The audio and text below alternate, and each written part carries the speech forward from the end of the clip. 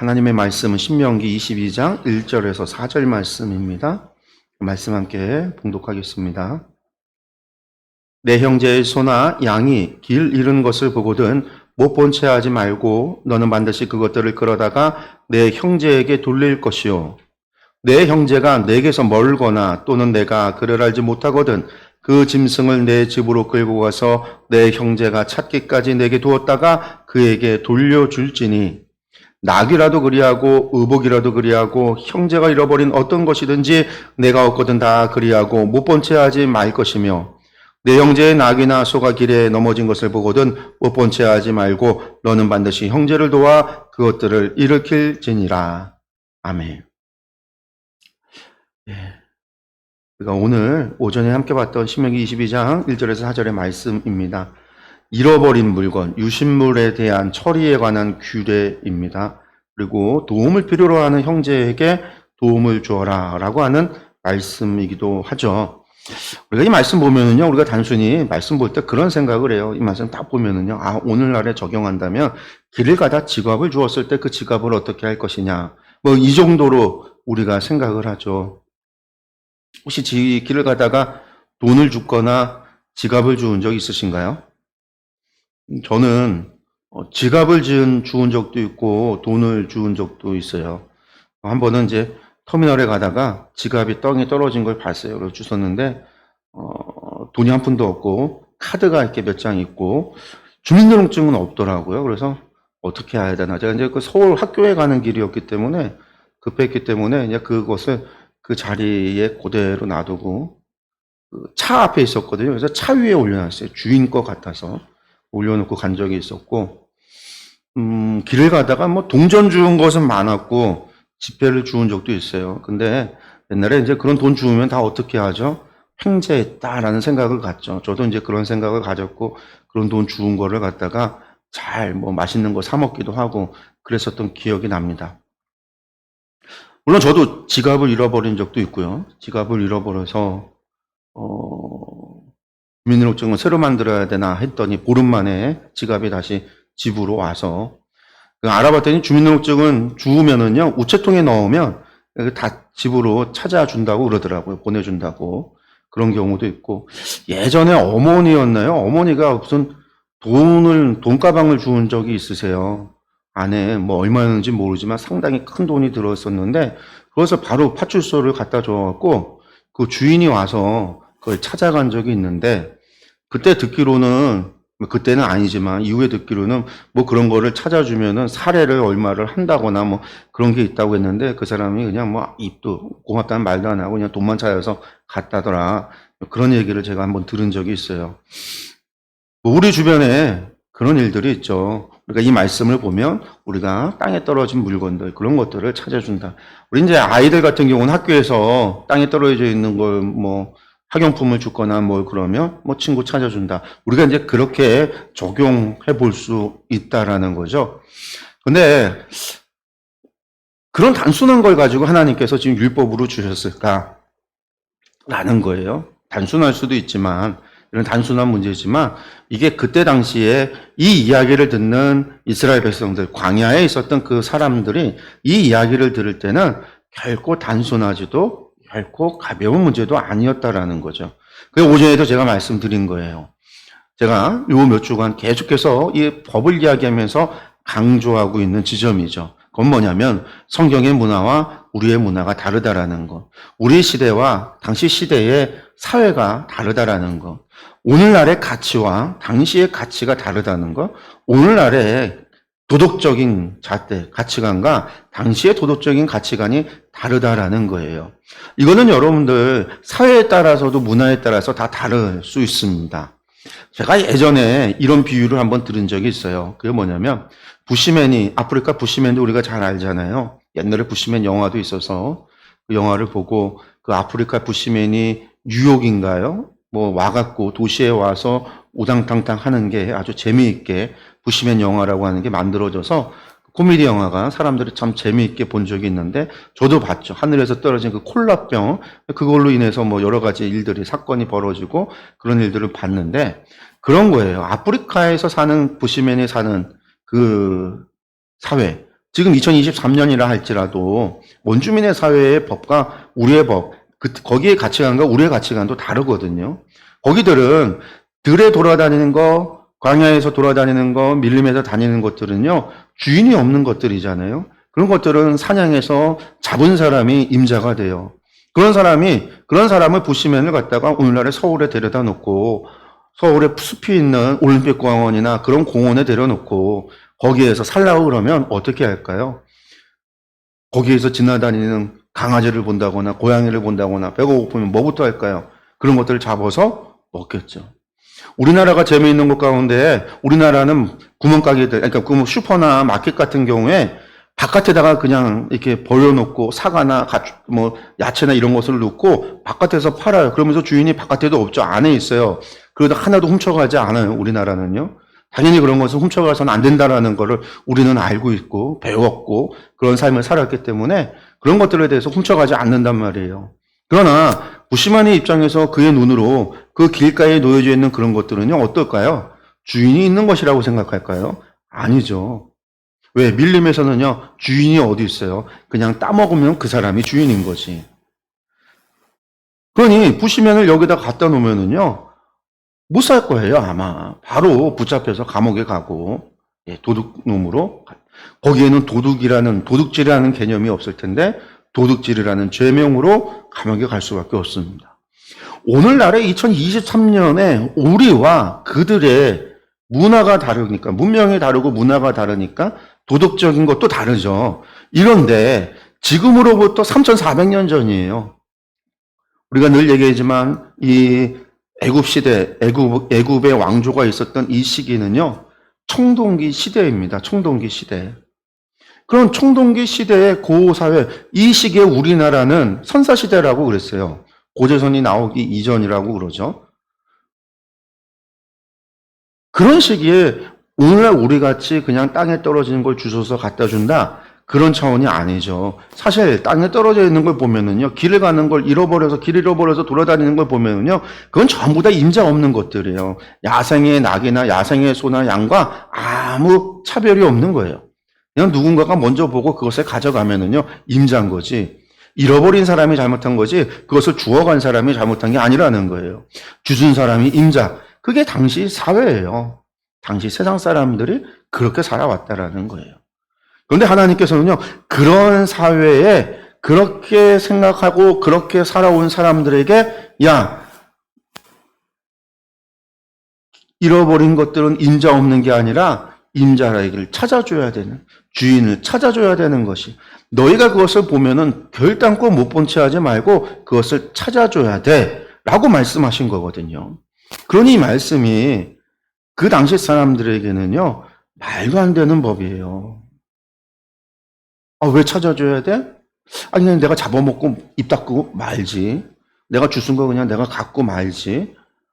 내가 이걸 또 찾아주는데 얼마나 수고스러워요. 경찰서에 갖다 맡길 수도 없고, 분식물 세트에 가져갈 수도 없고, 우체통에 넣을 수도 없는 거예요. 내가 수고하고, 내가 애쓰고, 내가 노력해서 찾아줘야 되는 수고로움이 있어요. 내가 왜 이 짓을 해야 되지? 당연히 그 얘기를 듣는 사람들에게는요, 이 말씀은요, 말도 안 되는 이야기예요. 그런데 하나님께서 그들에게 그 말도 안 되는 이야기를 하시는 것, 그것은 왜 그럴까라고 하는 것, 우리가 그러한 부분에 있어서 초점을 맞춰야죠. 하나님은 무엇을 중요하게 여기시는가? 하나님께서 중요하게 여기시는 가치가 무엇인가? 하나님께서 이것을 통해서 이스라엘 백성들에게 바라시는 것이 무엇인가?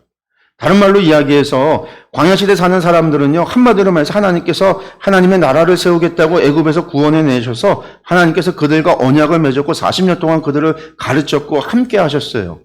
왜 하나님께서 그러한 노력을 해가시면서 이스라엘 백성들을 하나님의 백성으로, 하나님의 나라를, 제사장 나라 거룩한 백성으로 만들어가고 계시는가? 그리고 그 만들어가는 과정 속에 이러한 규례를, 이러한 규칙을, 이러한 법을 주시는 이유가 무엇인가?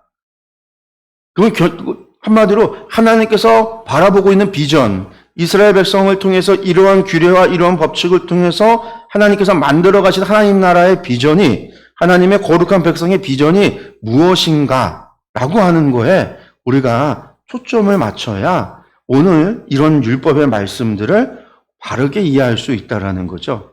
우리가 그런 것들을 생각하지 않고 그냥 이 말씀을 볼 때 흔히들 이 말씀 가지고 설교할 때 그렇게 얘기해요. 뭐 중요하게 여기지도 않아요, 사실. 왜? 이 말씀은 결국 오늘날로 이야기하면 주운 거, 지갑 떨어진 거, 돈 주우면 그거 어떻게 하라. 그 정도 차원으로서 해석을 하니까 우리가 그렇게 받아들이니까 말씀을 그렇게 깊이 들어가지도 않아요. 그러면서 흔히들 어떻게 해요? 이 말씀 가지고 연결을 지으려니까 땅에 떨어진 거, 주운 거, 누군가가 잃어버린 것을 찾아줘서 잃어버린 형제가 그 잃어버린 것으로 인해서 아파하고 슬퍼하고 괴로워하는 그 성도를 그것을 찾아줌으로 그에게 위로가 되어주고 그에게 힘이 되게 해주고 그에게 기쁨이 되게 해주라. 그걸 통해서 형제 사랑을 이루어가라. 보통 이런 설교를 하신단 말이에요. 근데 오늘의 말씀이 단순히 그런 정도의 이야기가 아니었다라는 거죠. 우리가 느끼는 그냥 땅에 떨어진 거 주워주는 정도의 이야기가 아니었다라는 거예요.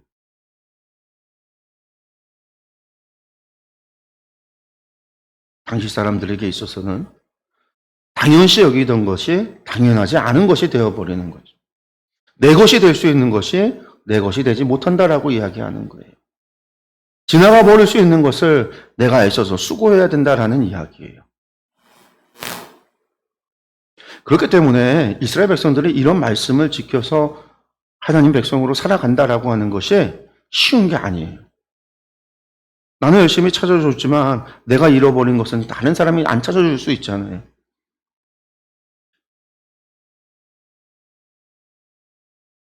내가 이 법을 지키면 내 재산상의 손해만 일어나는 것이고 남들은 안 지키면 나만 손해보는 거예요. 단순하게 그게 아니라 재산을 증식할 수 있는 방법을 잃어버리는 거죠. 그런데 그런 사회에 하나님께서 이런 법을 줬다. 그리고 그 하나님께서 바라시는 것은 무엇이냐라고 하는 것. 이 초점에서 우리가 말씀을 다시 한번 보면 하나님께서는요, 이스라엘 백성들이 형제를 해서 남의 것을 탐내지 말라라고 하는 것, 탐심에 대한 이야기, 탐내지 말라라고 하는 것, 이것을 우리가 조금 더 생각해 봐야 된다라는 거예요.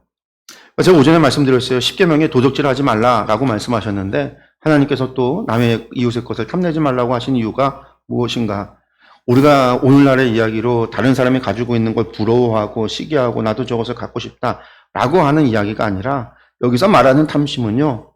저것이 갖고 싶어서 내가 수를 써서 저것을 빼앗는 것, 이것을 얘기하는 거예요. 아합이라고 하는 왕이 나봇의 그 사마리아 왕 궁성에서 그 앞에 그 아합이 살던 그 궁 앞에 나봇의 포도원이라고 하는 아주 아름다운 포도원 농장이 있었어요. 그 땅이 너무 아름다우니까 그 농장이 아름다워서 그 농장을 빼앗고 싶은 거죠. 차지하고 싶은 거예요. 알아봤더니 그 주인이 나봇이라고 하는 사람인데 그래서 그 나봇에게 야 이것을 내가 돈을 줄 테니까 나에게 팔아라 했단 말이에요. 그때 나봇이 하는 얘기가 나는 팔 수 없습니다. 이것은 하나님이 내 조상에게 기업으로 주신 것. 이것은 하나님의 기업이기 때문에 나는 팔 생각이 없고 팔지 않겠습니다라고 하는 거예요. 그러니까 아합이 어떻게 해요? 그것 때문에 마음이 상해요. 갖고 싶은데 갖지 못하는. 그런데 이게 탐심이에요. 이 탐심이 결국 어떻게 되죠? 이세벨이 그것을 알아서 아합에게 그 땅을 주기 위해서 수를 쓰죠. 탐심을 가지고 그 땅을 빼앗고자. 그래서 이 나봇이 하나님을 모욕하는 말을 했다고 해서 누명을 씌워서 거짓 증인들을 세워서 나봇을 죽여버리고 그 땅을 강제로 빼앗는단 말이에요. 그런데 이게 십계명에서 말하는 탐심이에요. 남의 것을 갖고자 빼앗는 행위, 남의 것을 갖다가 저것을 빼앗고자 하는 마음. 여러분들 그런 마음이 있으면 어떻게 돼요? 수를 쓰죠. 방법을 모색을 해요. 좋은 것이 있으면은요, 그것을 갖고자 빼앗고자 방법을 만들어내요. 길을 잃어버리게 만들고 밤에 훔쳐가고 그러고 나서는요 모른 척하면 그만이라는 거예요. 왜? 증거가 없잖아요. 이 가축이 내 거라는 증거가 오늘날 같으면 사진이라도 다 찍어서 표시를 해놓겠지만 이빨이라도 입을 다 구강구조를 찍어 놓겠지만 지문 사람 같으면 지문을 찍고 발지문을 찍고 뭘 어떻게 해서라도 하겠지만 거기에다 낙인을 찍어서 숫자를 갖다가 뭐 글자를 갖다가 새겨 놓겠지만 그런 거 할 수 없었던 그런 게 없었던 시대에 훔쳐가면은요, 가져가면은요, 빼앗으면은요, 안 돼요. 그리고 사회가 그런 사회가 되면은요, 전부 다가 잠재적 도둑놈이 되는 거죠. 잠재적 강도가 되는 거예요. 서로가 서로를 신뢰하고 서로가 서로를 위해서 화목하며 서로의 힘이 되고 위로가 되고 기쁨이 되고 행복이 되는 그런 나라가 아니라 서로가 서로의 것을 탐내고 약탈하고 빼앗는 도적이 될 수밖에 없는 거예요.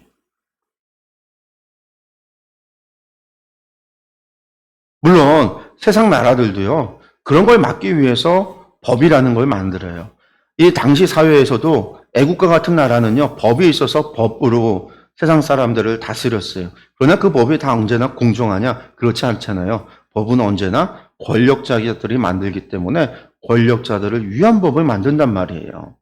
오늘날에도 국회의원들이 법을 만들지만 그 국회의원들이 국민을 위해서 법을 만든다라고 이야기하지만 그 만드는 법 가운데 국민을 위한 법보다 가진 자들, 기득권자들, 그런 권력 있는 자들을 위해서 만드는 법이 훨씬 더 많아요. 그런 거는 쉽게 넘어가요. 민생 법안은요, 안 넘어가요. 그냥 정쟁의 도구가 될 뿐이지.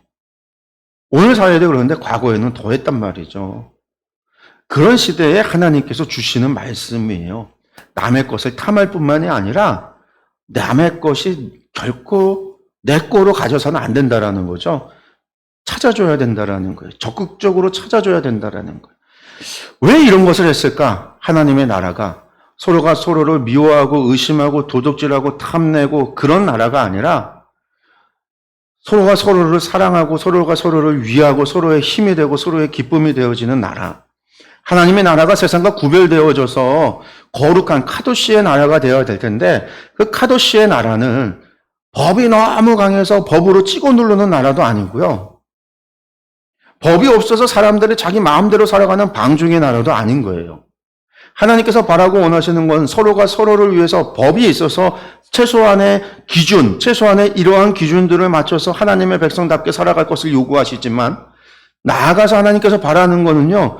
우리 모두가 한 형제로서 내가 형제를 사랑하고 그렇게 섬기고 내가 도움이 되고 내가 힘이 될 수 있는 그러한 나라를 만드는 거예요. 내가 알지 못하는 자의 것까지도 하나님께서 그것을 찾아주라고 말씀하시는 것은 내가 알지 못하는 자라 할지라도 그도 하나님의 한 백성이기 때문에 한 형제이기 때문에 그렇다라는 거예요. 그리고 하나님께서 그렇게 형제라고 말씀하시는 거는요. 피가 안 섞였으니까 형제가 아니야, 상관없는 사람이 아니야. 그런 의미가 아니라 모두가 하나님의 백성, 하나님 나라에서 함께 살아가야 되는 공동체이기 때문에 그렇다라는 거죠. 그걸 제가 오전에 말씀드린 거예요. 우리가 늘 하나님과 영원히 하나님 나라에서 함께 할 것을 이야기하고요. 수많은 사람들이 천국의 환상을 보고 천국의 꿈을 꾸고 나서 천국 간증들을 늘 이야기하지만 그 얘기하는 것에 항상 빠져 있는 게 있어요. 그 천국의 환상을 본 분들이 항상 하는 얘기가 뭐예요? 천국이 얼마나 좋은가에 대해서 이야기하고 나의 집이 얼마나 호화롭고 얼마나 거창한가에 대해서 이야기하고 하나님과의 삶이 얼마나 복되고 아름다운가에 대해서 이야기하는데 거기에는요 오직 뭐만 있어요? 하나님과 나와의 관계, 나의 중심으로 되어진 이야기밖에 없다라는 거예요. 근데 천국은요 그러하지 않아요. 천국은 올라가서 나 혼자 사는 곳이 천국이 아니라는 말이에요. 요한계시록에서 보여주는 거는요, 아무도 능히 셀 수 없는 사람들이 하나님 나라의 백성으로서 살아가는 거예요. 나만 하나님의 신부가 되고 나머지는 다 하객이 되는 게 아니라 그 천천만만의 수많은 아무도 셀 수 없는 그 많은 사람들이 각자가 모두 하나님의 신부, 어린 양의 신부일 뿐만 아니라 그 모두가 하나님의 백성이에요. 하나님은 그들 모두와 함께 살아가요. 우리도 그 모두와 함께 가는 거예요. 하나님이 바라보시는 하나님 나라의 비전이 하나님과 나의 관계가 중요하지만 그거 너머에 하나님이 보시는 비전에는요. 나 홀로가 아니라 수많은 사람들이 내가 알지도 못하는 사람들이 모두가 하나님의 나라에서 하나님의 백성으로서 하나님과 함께 사랑하며 살아가는 거예요. 근데 거기서 하나님의 사랑만 수직적인 하나님과 나와의 사랑만 있다라고 한다면 어떻게 할까요? 하나님이 나만 저 사람을 더 사랑하는 것 같다. 그럼 거기에서 뭐가 나오죠? 투기가 나오고 질투가 나오고 미움이 나오죠. 그런 게 나올 수 천국에서 그런 게 나오면 안 되잖아요. 그걸 안 나올 수 있는 유일한 방법이 뭘까요? 사랑하는 것밖에 없어요. 내가 하나님을 사랑하듯이요. 저 사람을 내가 사랑해야 되는 거예요. 그래서 형제를 사랑하라고 얘기하고 서로를 사랑하라고 말씀하시는 거죠. 그리고 사랑할 때 함께 할 수 있는 거예요. 가끔 자식들도요, 속썩일 때는요, 미워해요. 아우, 저것들 왜 낳나. 그런 마음 생각 들 때가 있어요. 미워들 때가 있어요. 아우, 같이 살기 쉽고 그냥 내보냈으면 좋겠고, 빨리 떠났으면 좋겠고, 집사람하고 나하고 둘만 살았으면 좋겠고. 왜? 사랑하지만, 자식들을 사랑하지만, 속썩일 때는 미워질 때가 있으니까요. 그럼 제일 먼저 드는 게, 아우, 저것들 내가 왜 낳나. 아니면 저것들 내보내서 빨리 꺼져 나갔으면 좋겠다. 분리됐으면 좋겠다는 생각이죠. 여러분들, 남편하고 아내하고 사랑하고 서로 사이가 좋을 때는 같이 붙어 있고 싶고 같이 살아가지만은요, 그게 사랑이 식어버리면 제일 먼저 하는 게 뭐예요? 야, 따로 살자. 각방 쓰자부터 시작해서 분리해요. 각방 쓰자. 따로 살자. 별거. 그리고 아예 이혼하자. 사랑이 없으면 함께 할 수 없기 때문에요. 분리돼요. 근데 천국에서의 삶이요, 이 땅에서의 삶처럼 길어야 100년, 100년의 삶이 아니에요. 천국의 삶은 영원한 삶인데 그 영원 속에서 내가 미워하는 사람이 저기 있어요. 내가 싫어하는 사람이 저기 있어요. 내가 질투하는 사람이 저기 있어요. 내가 시기하는 사람이 저기 있어요. 그 사람과 함께 내가 영원히 하나님과 함께 살아간다고요? 그 사람에 대해서 미워하는 마음이 들고 싫어하는 사람 마음이 들고 질투하는 마음이 들고 시기하는 마음이 든다라고 한다면 천국의 삶이 행복할 수 있냐고요. 우리가 천국의 삶이요, 행복할 수 없어요. 그런 마음이 우리 가운데 있으면요, 결코 천국은 천국일 수가 없는 거예요. 그런데, 그러면 저 사람이 천국에 안 왔으면 좋겠다. 여러분들, 우리가 이 땅에서 그런 마음이 든다면요, 내가 미워하는 사람이 있는데, 난 저 사람은 절대로 영원히 함께 살아갈 수 없어. 그런 마음이 우리에게 든다라고 한다면요, 이거 심각한 문제인 거죠. 왜? 그 말은요, 다른 말로, 저것들 지옥에 갔으면 좋겠어. 저것들 구원받지 않았으면 좋겠어. 나만 구원받고 나만 한 천국에서 살아갔으면 좋겠고 저것들 전부 다 주옥 갔으면 좋겠어. 그런 마음이 우리에게 든다라는 거는요, 결코 하나님께서 바라시는 성도의 마음이 아니에요. 어떻게 그렇게 미워하고 아예 죽었으면, 아예 지옥에 갔으면, 아예 영원히 그런 저주하는 마음을 가지고 저주하는 사람이 어떻게 하나님 백성이 될 수 있냐고. 하나님은요, 하나님의 나라에서 영원히 하나님과 사랑하며 또한 모든 백성들이 서로 사랑하며 살아가는 것을 하나님이 바라시고 하나님이 계획하시고 하나님이 보고 계신 비전이에요.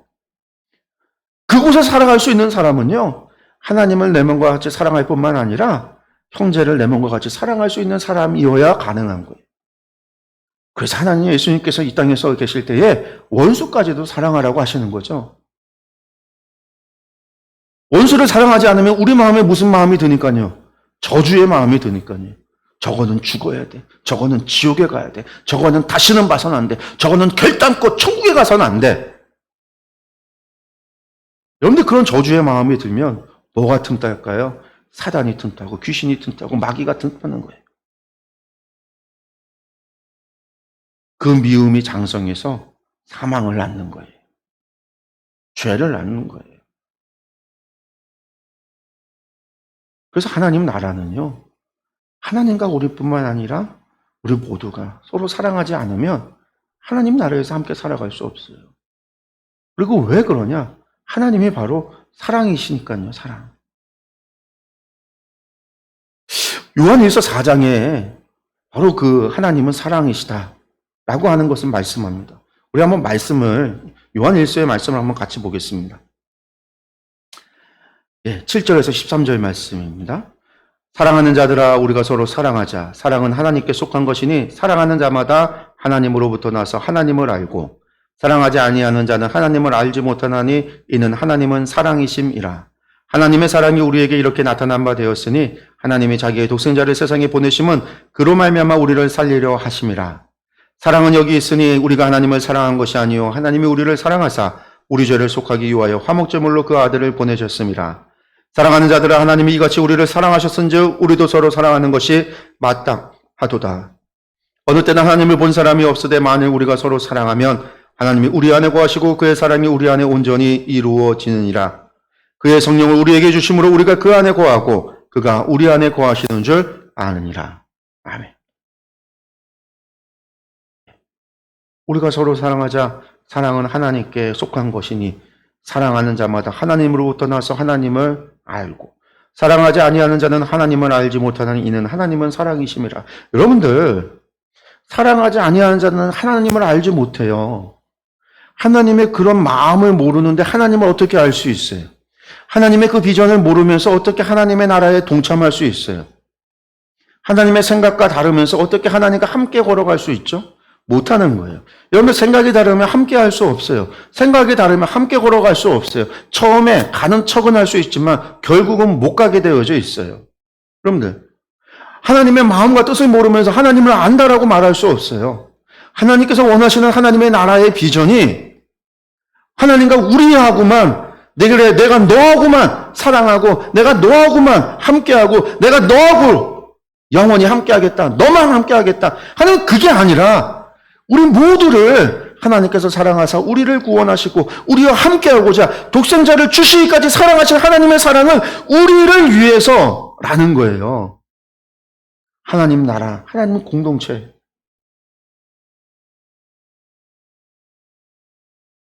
교회를 위한 거고 세상 모든 민족을 위한 거예요. 이걸 모르면서 하나님을 안다? 거짓인 거죠. 하나님의 사랑을 이해를 못하니까. 성도 여러분, 우리가 누군가를 미워한다, 누군가를 시기한다, 누군가를 질투한다. 그래서 사도 바울은 이 모든 감정이 사단의 열매라고 말하는 거예요. 미움, 질투, 시기, 이런 모든 것들이 다 사단의 열매라는 거예요. 우리로 하여금 형제를 사랑하지 못하게 하는, 우리로 하여금 함께하지 못하게 하는, 다른 누구와 갈라치게 하고 나누고 분리하고 그렇게 함으로 미워하게 하고 적대하게 하고 증오하게 하고 그런 감정이 마치 포장되어서 그것이 진리고 그것이 정이고 그것이 공이고, 그러나 여러분들 그 모든 것이 사단이 우리로 하여금 사랑하지 못하게 하고자, 그 말은 우리로 하나님을 알지 못하게 하고자 하는, 우리로 하여금 하나님으로부터 분리되도록 하고자 하는, 내가 그 사람을 미워해서 그와 나를 분리하는 순간에 우리는 하나님과 우리의 자리가 분리되어지고 있다는 것을 알아야만 돼요.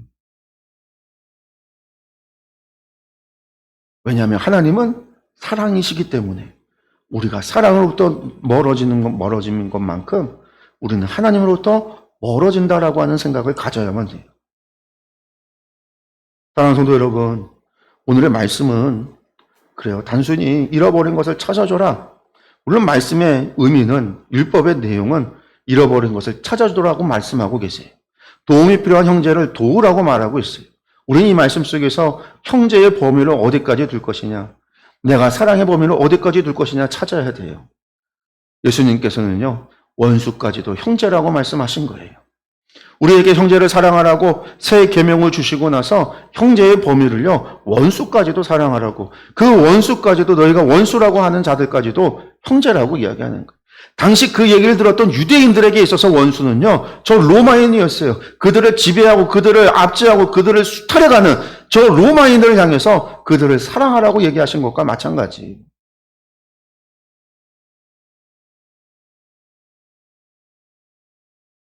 우리가 그렇게 사랑함으로 하나님을 알아가고 그렇게 영원히 하나님 나라에서 살아갈 것을 소망하면서 그 삶을 기쁘고 즐겁고 행복한 삶을 꿈꾸며 오늘 여기서 우리가 해야 할 일은, 우리는 여기서부터 그때의 삶을, 천국에 가서만 그런 삶이 아니라 여기서부터 준비하고 훈련하며 그런 삶을 영위해야 돼요.